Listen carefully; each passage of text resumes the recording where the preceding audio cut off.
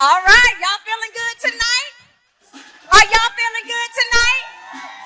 That's what I'm talking about. Yeah. Bam, bam, bam. It's all about love tonight, ladies and gentlemen. We are going to talk about the hard times, the good times, the used to be good times, the hopefully maybe in the day in the future it'll get better times. But we are going to hear about all of that tonight. We have Dr. Myrtle Means in the house. Come on, put it up for her. Yeah. Dr. Myrtle Means, she going to bring it to us. Come on, Doc. Come on, Doc.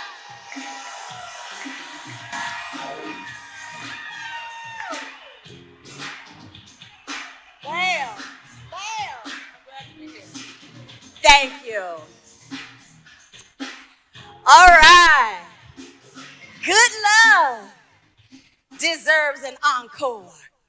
Thank you, Dr. Means, for coming. You have your mic there. You get it.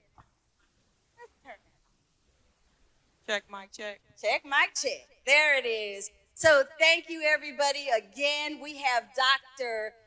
Myrtle Means, and she is in the house with us tonight. Give her one more welcome, warm welcome. Make her feel welcome. Thank you for having me.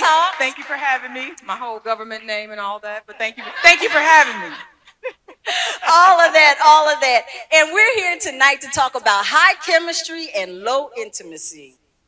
So I know we've got some great comments and questions from the audience. But first, let me just introduce you all to Dr. Means. I have a beautiful bio here. Y'all don't really know too much about her. So Dr. Myrtle Means, her clinical practice is 26 years long. She's been at it for a minute. I know she looked 25 right now, but so she's earned the recognition as a distinguished clinical psychologist. As an author, she shares her expertise through insightful writings aimed at promoting emotional resilience, effective communication, and overall well-being. Her contributions blend clinical rigor with homegrown wisdom, baby. And that makes her a very respected voice in the contemporary world of psychology. Now, Dr. Myrtle has authored a 2-book series and one coming. We're going to talk about that as well. In the 2-book series, they are called The Recipe for Ecstasy. The first one is What Women Want, Sexual Relationship Satisfaction. And this book takes the reader on a journey through their personal pantries. I thought it said panties at first. Those two. Okay. Panties and pantries. All of that. Helping them to identify their own ingredients to create that recipe for ecstasy. And then the second one, The Recipe for Ecstasy, which is a couple's guide for intimacy and pleasure. And both books are here. He's holding them up back there for you. So that one, it helps couples to identify and communicate their desires to build a lifetime of ecstasy. So you've been at it for a while, Dr. Means, and I want to be sure to ask you before we get too far into, you've got a 3rd book coming out. Tell us a little bit about that. So right now, that's a 2-book series too. Aha. It started out as a book on relationships between mixed neurotypes. That is neurotypicals, people who have the typical neurodevelopment, and neurodivergence, ADHD, autism, dyslexia, those kinds of things. So I started writing a book, interviewing women, asking them about their partnership. Right. These were neurotypical women who were partnered with neurodivergent men diagnosed with ADHD. And then I started writing the book, and I realized, they don't know anything about neurodivergence. I can't write a book about the partnership, so I write a book about neurodivergence. Help them understand something. Yes. And so that's the first book. It's actually entitled What My Baby Taught Me About ADHD and Autism, from birth through adulthood and beyond. Okay, okay. And the next book, I believe, is going to be called I Love a Man with ADHD. I love that. Well, we're looking forward to some more things coming from you. So what you have done here in terms of intimacy, right, and spending time learning and understanding what it takes, right, to be close. And let me clarify, when I say intimacy in this context, I'm not speaking uniquely male-female physical connection, although that comes into play. Indeed. However, but when it comes to intimacy in this context for this conversation, let's be sure we're talking about all of our relationships, because intimacy is, I can translate that to closeness. My sister's here, y'all, and I want to be close to my sister. There is intimacy between us, right? We have conversations. There's transparency. I don't hide things, right? I don't hold things. That establishes a level of closeness. And so when we talk about intimacy, sometimes there's high chemistry where we get along with the person. We love them. They're one of our favorite people. It could be our child, could be our daughter-in-law, could be our other people that we love, but that we aren't always able to experience the best of them. So Dr. Means tonight is going to help us begin to talk a little bit about what are some of the components that will allow us to connect and to remove some of the blocks and the barriers for intimacy. All right, is that all right with y'all? Okay. So my first question to you is this. When it came to the stories that you were telling in your first two books about creating ecstasy, ecstasy started in your first book with some ingredients, as if you were preparing a meal to eat. When? So this is an adult conversation. So tell us a little bit about some of the components of intimacy that you feel we should take away from not only your book, but from your 26 years of experience. Sure. So I think I want to double down on what Yolanda said about intimacy being about connection. And connection starts with sharing, and you can't do that without vulnerability. And so that's one of the key ingredients to intimacy itself. And you'll notice in my books that I looked at intimacy in 4 groups. 4 types of women: married, single, with and without children. Okay. They were all looking for something a little different. And they identified things like intimacy, nature of the relationship, mood, setting, love, multiple orgasms, of course, timing. Yes. So I want you to keep in mind, we're talking about in and outside of the bedroom. Yes. Variation. So lots of things contributed to the recipe for ecstasy, but those are some of them. Well, okay, so let's break that down, because I know communication, I've been in therapy most of my life. Everybody who knows me knows that. But one thing that I've come to understand is that communication happens to be probably one of the biggest challenges in pretty much every relationship, wouldn't you say? Like, it's hard to know what's going on between somebody else's ears, translating that when they bring words to me. And I do know there is something called the 5 horsemen. The 4 horsemen of 4 the apocalypse. horsemen. Yes. Tell us about that. All right. Now you're going to have to reach me deep in my brain. You're talking about John Goodman's work. He identified the 4 horsemen of the apocalypse. Like, how do you know that I know that? You know everything. Contempt, criticism, defensiveness, and stonewalling. Those are the 4 horsemen of the apocalypse. And they are thought to be the things that will erode intimacy in any relationship. So if I am, in other words, interacting with you and I am, what's that first one? Contempt, which means... Give me an example of being contemptuous. Contemptuous is something that says you look down on a person, right? You're angry with them in a way that is also judgmental. Have contempt for you. Okay. Like, I'm looking down on you. Like, we call that being ugly. Well, you know God don't like ugly. And you cannot be intimate when you're being ugly. Okay. Criticism. Criticism. I think we all know what that is. Always identifying things that another person has done wrong. Judgment. Why did you do this?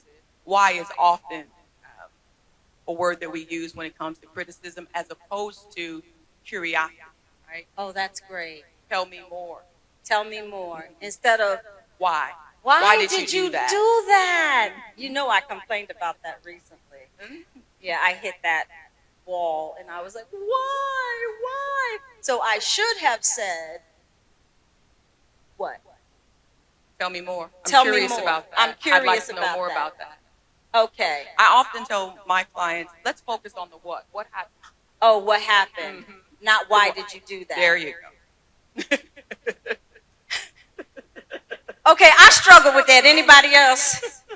I need more information, Dr. Means. So, Because when you say why, it often puts people on the defense, right? oh, There they we have go to with explain themselves. defensiveness, the other wall, the other one of the four horsemen. It's defensiveness. Then we want to defend ourselves, protect ourselves because we feel attacked.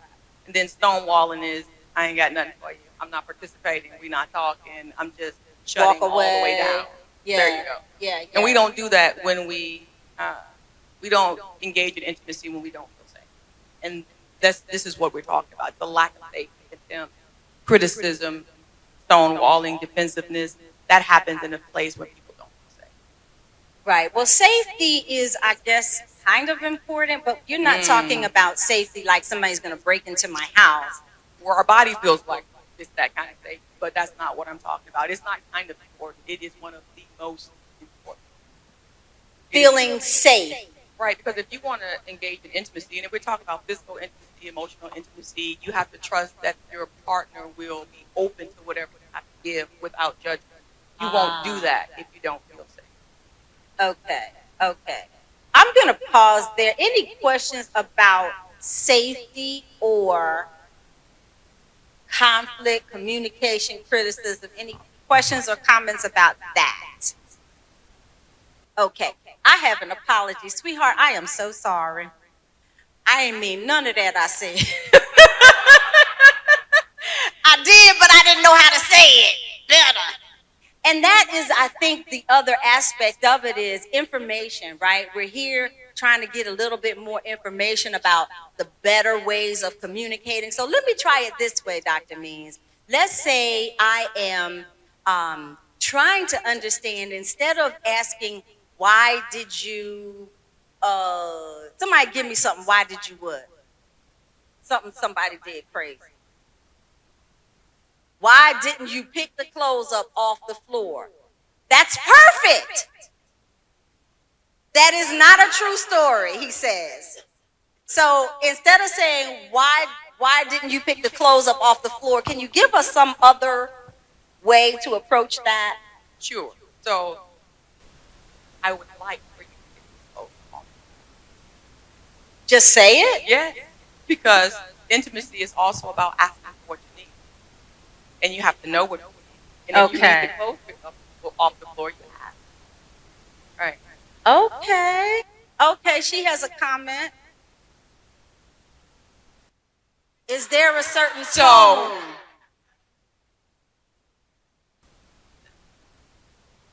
I would like, so I believe in wrapping it in a red bow. And for me, it's sweetie, honey, baby, could you? Please. So I am also very direct, but I do understand the value of wrapping it in a red bow. And true intimacy means that sometimes you can give it straight, no chaser, and they'll be willing to take it. Because there has to be some balance. We're also human, right? Okay. So we always don't get an opportunity to wrap it in a red bow, but intentionality is important when it comes to communication, absolutely. Intentionality is important when it comes to communication. So that means you have to know in advance. So, okay, sometimes we get a little beside ourselves in the middle of it, right? You can't always be thinking about what Dr. Ming said or what you read in a book at the moment that you are like, right? So how do I bring it in enough to be able to do that? Please. Slow down, Okay. pay attention, and act with intention. So slow down means, just take a minute. Say, pay attention. What are you paying attention to? First, you're paying attention to what's going on in here, right? In yourself. Right. What's going on in here? Am I even in a place to communicate effectively? Because if you're not even in a place to communicate effectively, you probably shouldn't be talking. That means Self-aware. it does.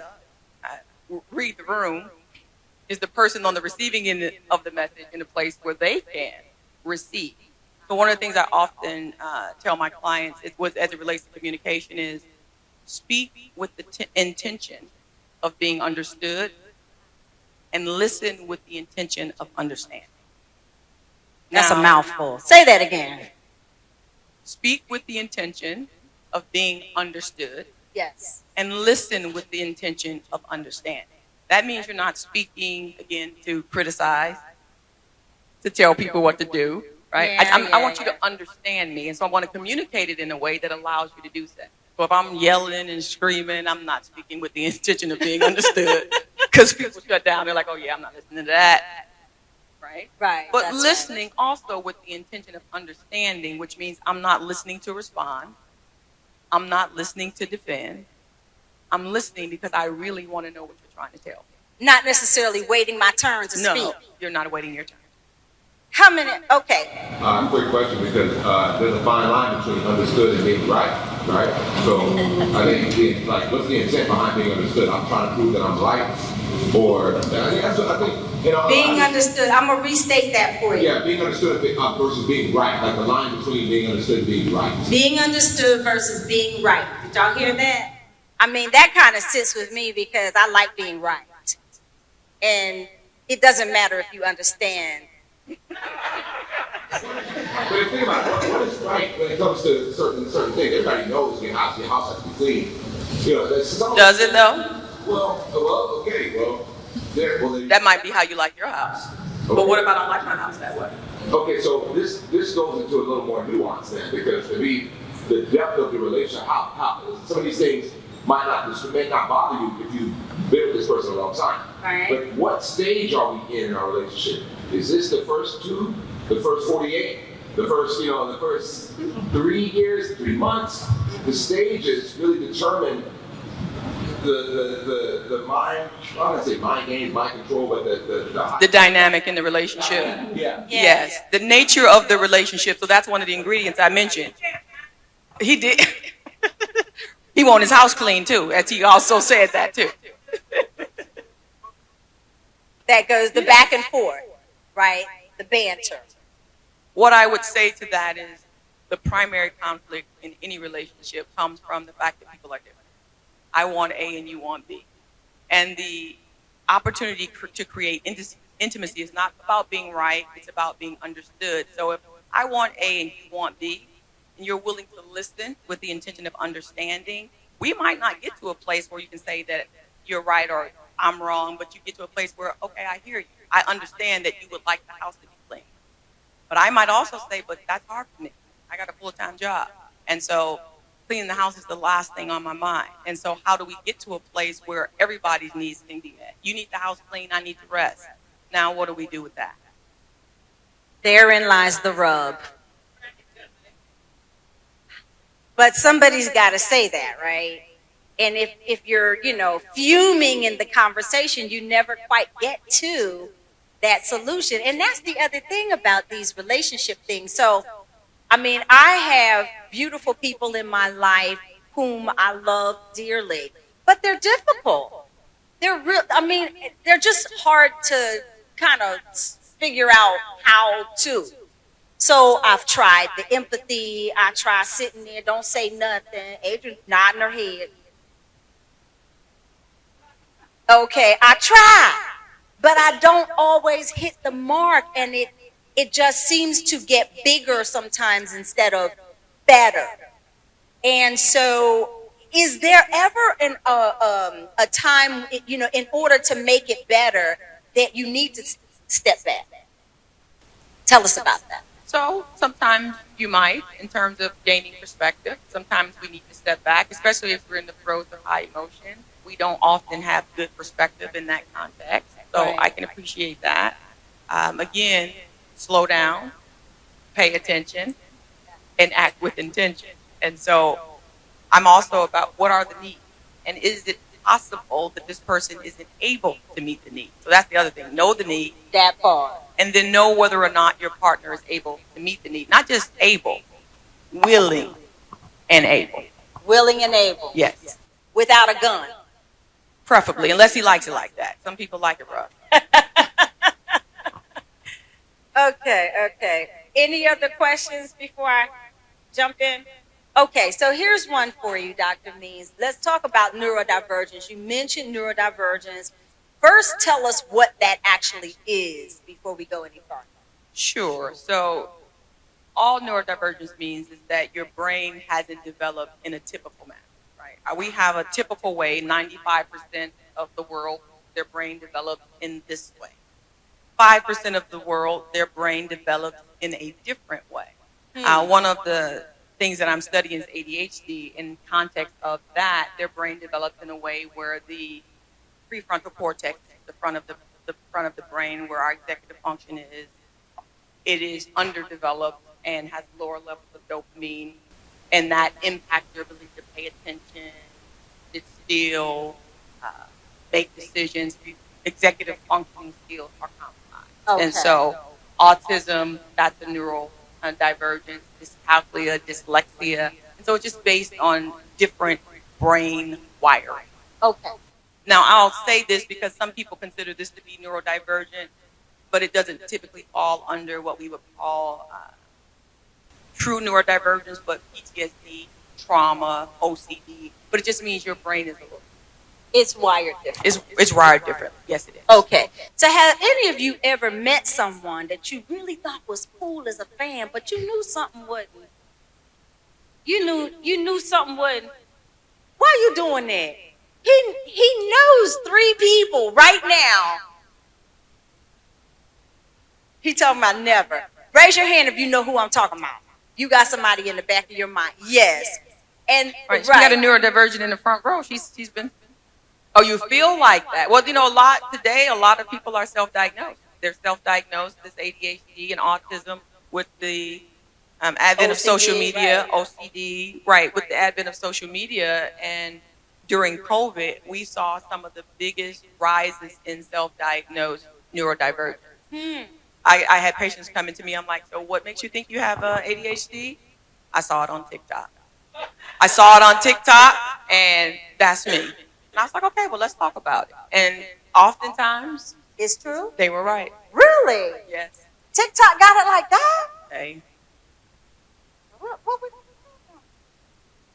So, with that in mind, though, we run into all these people, and people are walking around. They don't have diagnosis all the time of what's going on with them, and we're trying to figure it out, right? And we're trying to figure it out with as much lovingness as we can, and patience and so forth. Ideally. But when it comes to let's say you're interacting with someone, you're having conflicts, you're struggling, you're doing all the things that you can come up with to do. What do you suggest? Is there a formula for how to interact with someone when you kind of sense something is not 100% with them, but you don't want to just kick them to the curb because they're good people? So is there a way to approach that kind of relationship where it's a little sticky at times? So I'm going to just be mindful of the language. Okay. Because it's not that things aren't 100%. That they're different. They're different. Right. Like I said, the foundation of all conflict is different. And this isn't a less than, greater than equation. This is, I am different from you. Right? I think differently from you. I experience the world differently than That's you helpful.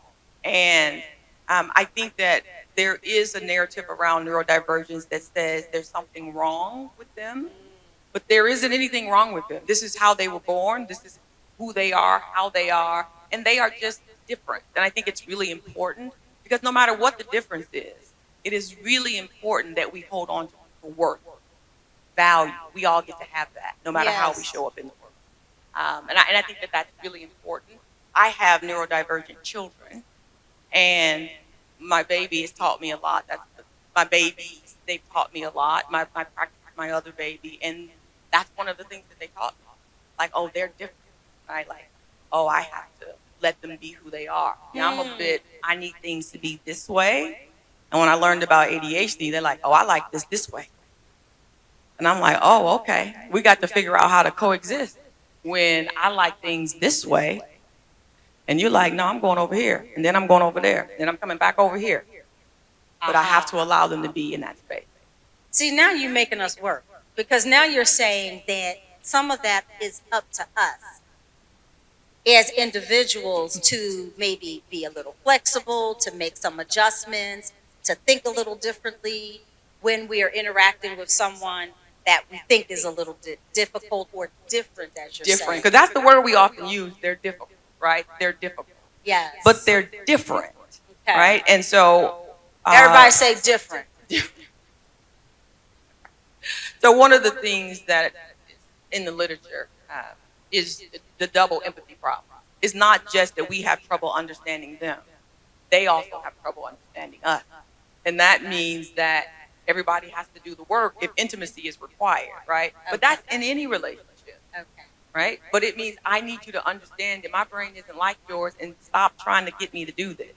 I attended a peer group for partners, where I was getting my subjects to interview for my research. And the neurodivergent partner would say, she's trying to get me to be like her. And then the neurotypical partner would be like, he's trying to get me to be like him. Like, I'm not spontaneous like that. I need structure and plans. And he's like, well, I don't plan. So now what we're going to do, right? But if there's the knowing, I accept that we're different. Now we have to figure out, now everybody has to be flexible. So sometimes they're planned, and sometimes it's spontaneous. We get to exist in the world the way we want to exist in it. And if you want to exist in my world, sometimes you're going to join me. And if I want to exist with you, I have to join you sometimes. Compromise. Oh, Lord. Compromise, Dr. Means? Well, it's compromise and it's sharing, right? So it's not settling. Like we always like to say, I don't want to settle, you know, but it's more, is it settling? Choosing. Is it dropping the standard? It's choosing. What about our standards, like our values? Like, I want somebody who could do A, B, C. Does that mean that, you know, I will never get that because I have to constantly adjust what I need and want because somebody different? Well, if we're talking about intimacy and stages of relationships, so in the early stages of relationship, yes, you should be getting to know. Yes. Getting to know. So that means you're asking questions with the intention of understanding. There you go. And I'm catching on. Right. And you're giving information. That way everybody gets to make an informed decision. Now the problem is that sometimes people don't know that they're neurodivergent and they can't communicate what they're unaware of. Gotcha. I have a lot of clients who entered into relationships without knowing. Uh-oh. And then that's scary. Then it crops up later on down the road, and that creates conflict. But one of the good things about having some awareness is you get to say in the early days, like, hey, this is what's up. This is who I am. And can you accept me for who I am? And if not, then willing and able, then we can move on. No, thank you. But then, like you say, if it creeps up, something creeps up after you've fallen in love, you've had children, you've got married, had children. I mean, down the road, things, you know, evolve. They do. So when that happens, again, it's a matter of flexibility. Like, what do I do? Like, well, I think then you're at a decision point, right? Yes. You have to say, you know, do we want to figure this out? Together. You know, right. Do we want to figure this out? And I don't think that that's unlike any other relationship, to be honest with you. You've been married long enough, in a relationship long enough. Sometimes people start to reevaluate it like 10 years in, like, we're still doing this? You good? Right. You good to go for another 10? Right. Or, you know, or not? That's true. But when those conflicts arise, you get an opportunity to say, and I think this is really important, to be able to acknowledge the reality of what is. I'm real keen on being for real. What is now? Denial is a bitch. I'm just gonna tell you, it's that part. It's real hard. I just had a couple that came to me, and the wife said, "Hey, I think my husband might be on the spectrum. Maybe we should talk about it." And does he know? No, he does not. Wow. Well, maybe we can talk about it. And she did. She told him. And you know what he said? What? I want to talk to Dr. Means. I know that's right. And in a week, he was in my office. Now I've also had clients that have been in my practice for 10 years. Like, yeah, your husband has ADHD. He ain't going to therapy though. Okay. It's been 10 years, and he's still like, did you forget? And then she's in distress. She's trying to get him to do something he's not willing to do. Right. So I've seen it on both ends. I've seen the enthusiastic, I want to know myself. Right. And I've seen the, nah, I don't want to talk about it. So that denial piece, because that's interesting to me. I'm sure I'm in denial about some things. Y'all could probably tell me about. My sister can certainly tell me about the things that I am in denial about. But when we are interacting with folks and we are perceiving something about them that we think they don't know, do we pause there? Do we start a conversation? Do we just forget about it and go, oh, they'll figure it out? Like, how do you approach that? That's a tough one, right? Okay. Because denial is, it's tough. There has to be the desire to know. Okay. So now we're talking about the willingness and the desire to understand oneself, which is really where true intimacy begins, right? I can't share who I am with you if I don't know who I am to begin with. Ooh-wee. That part. But everyone doesn't want to know who they are, and they're not willing to be seen, truly be seen. We do have a shadow, and sometimes we like to live in it. But you know what's making me think about this is, okay, let's say there is a 21-year-old self that is not the same as the 66-year-old self, right? So I'm going to change anyway, right? Who I am as I interact with my sister, my brothers, my friends, and so forth. They don't know who I am today because I done did something different. Y'all know I remake myself every 5 years. Look, I got new hair.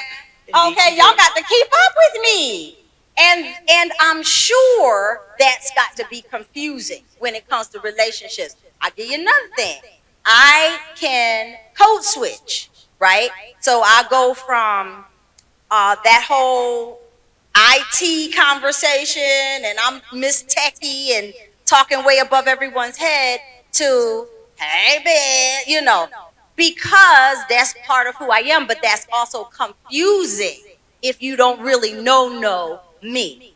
So when we talk about relationships and all of the people that we know, aren't there times when we're just not going to get somebody, when we're just not going to get them? We're not going to really see eye to eye. Well, I think we're talking about two different things. Okay. So I think about it in the context of the different parts of ourselves. We all have different parts, right? I'm a clinical psychologist. I'm a sex therapist. I'm a mother.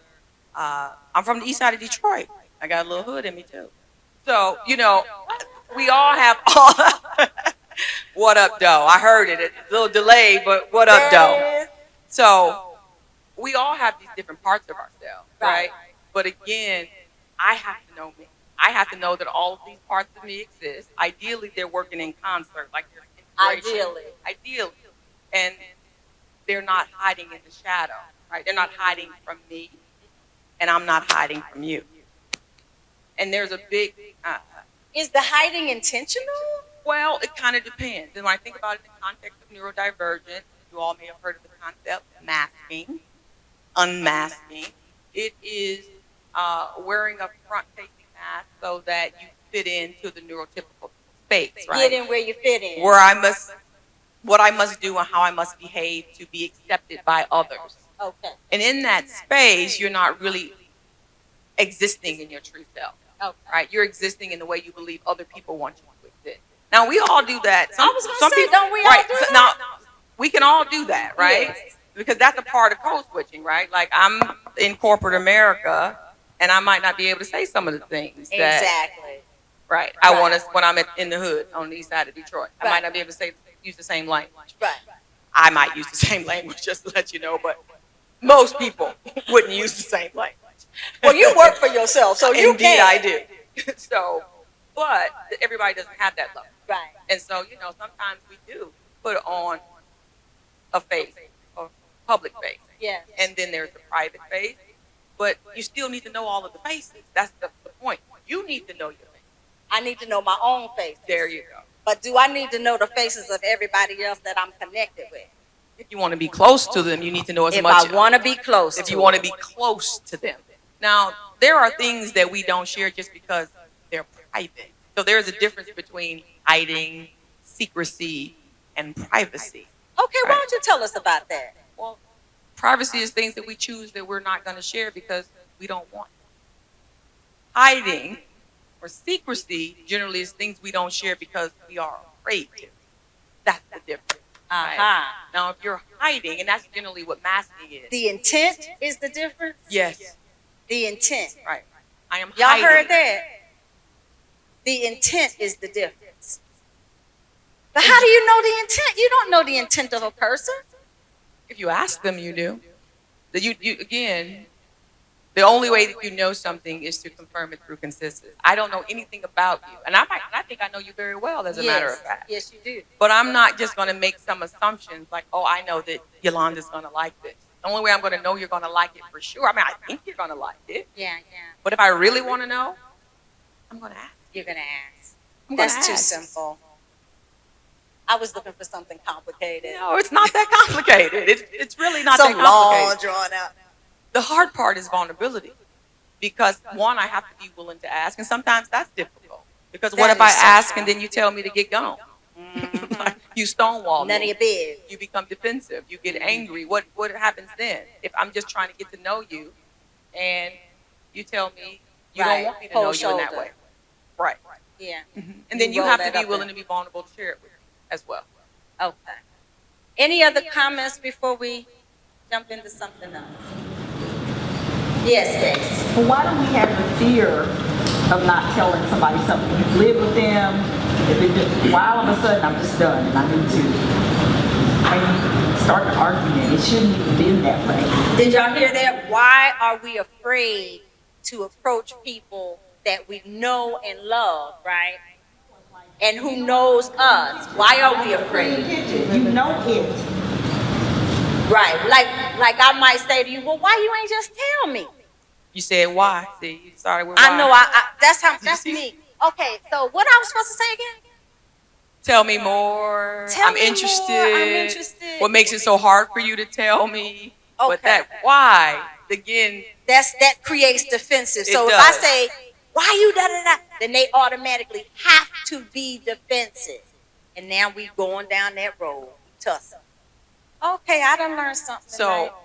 can I answer you? Let me answer your question. And so if we just talk about it in a more general sense, we have innate parts of us that are protective. That's just how we came to survive. And if we sense threat, we're going to respond in a certain way.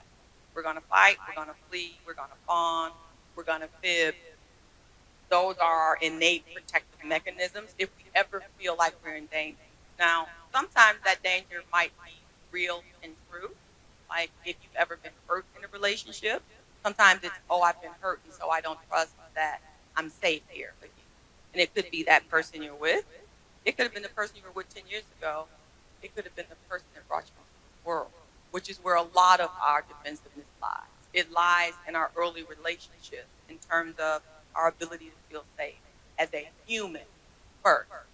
And then it will impact our ability to feel safe in a relationship.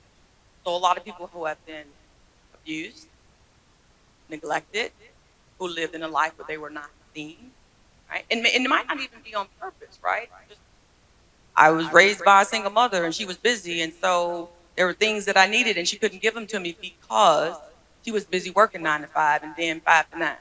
So those things don't create safety. You know, if you grew up like I did on the east side of the D in the hood where there was violence, a lot of it, poverty, right? Lack of education. My mother was 16 when she had me. She didn't know what she was doing.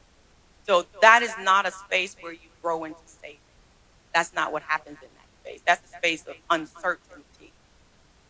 And I know my story is not unique. There are probably some others here that grew up in a space where intimacy was not possible, because that's our first intimate relationship. It lays the foundation. And if that relationship isn't firm, then we're likely going to struggle in adult hood as it relates to intimacy. That's powerful. I do have one, and unfortunately, it's going to have to be one of the final questions. You've mentioned a lot about safety, and it must be important. I guess I have to start creating safety. So tell me how. How do I create a safe space where people feel like, oh, okay, I can ask her this or I can say this to her. I will tell you, people say all the time that they think I'm unapproachable. I look unapproachable. I sound yeah. They tell me all the time. I sound unapproachable, and so I would love to find a way. Like, is there something I can keep in my head as a way to make people feel safe when they are interacting with me? Can you? You cannot make other people feel safe. So let me just, so Wait a minute, all this safety. listen, so you are trying to impact another person's experience, right? Safety is something we have to find within. I want to go back to what I just said as it relates to our early foundation. That is where our first experience of safety happens, period. That's for all of us. Either you get it or you don't. That's just how it is. Either you were nurtured or you were neglected. Either you were abused or you were adored. And that impacts the internal experience of safety that you take out into the world. That is just the reality of it. And if you don't have it within, then that's where you start. Like, how do I feel safe? Right? What do I do? Like psychotherapy, that might help you get some safety. Understand why you don't feel safe to begin with, right? Mindfulness and presence, because when we're acting out of a space of defensiveness, it's automatic. So this is an automatic reaction. That's why you slow down. Okay. You pay attention. And then that space, you can understand, oh, I am present here today in a place where I'm safe. This is not 20 years ago, 30 years ago, 40 years ago, where my first instincts of an experience of lack of safety kicked in, right? I have far more tools today as a middle-aged woman than I did as a small child. And we are often acting out of that space, out of the, oh, I'm afraid, oh, I don't have what I need, oh, I'm not enough. Well, that's not the case for most of us. And if you can tap into your own power, your own agency, then you can create your own safety. Now, I do believe that partners can provide a sense of safety, but that's extra. It's what I call the icing on the cake. I'm the cake. It's good all by itself. I know that's right. You will be my icing. Just makes it a little bit better. That is what you can do for my safety. Like, I got my own safety, but if you want to help me, yeah, you just the icing. Okay. I love that. Well, I think those are all of the questions that I have. I appreciate you sharing. So it feels like I got to learn how to stop asking, why did you do that? I'll ask, tell me one more time. Tell me more. I'm curious Tell what me happened. more. I would like. I'm curious. What? Don't do it like that. You're not wrapping it in a red bow. I'm gonna learn. I'm gonna get better. And also, I've learned tonight that safety piece is important, but it starts with me and my own self and my own life. Well, I don't have anything else. I will tell you, we want to raise the roof and thank Dr. Myrtle Means for being here. Woo-hoo! Thank you for having me. The books are available for purchase tonight. Feel free. And, oh, by the way, the bar is open as well as the food bar. So feel free to enjoy yourself. Get a book, buy a book. Greet Dr. Means before you go. Tell her how much you appreciated and enjoyed her. And give her one more round of applause.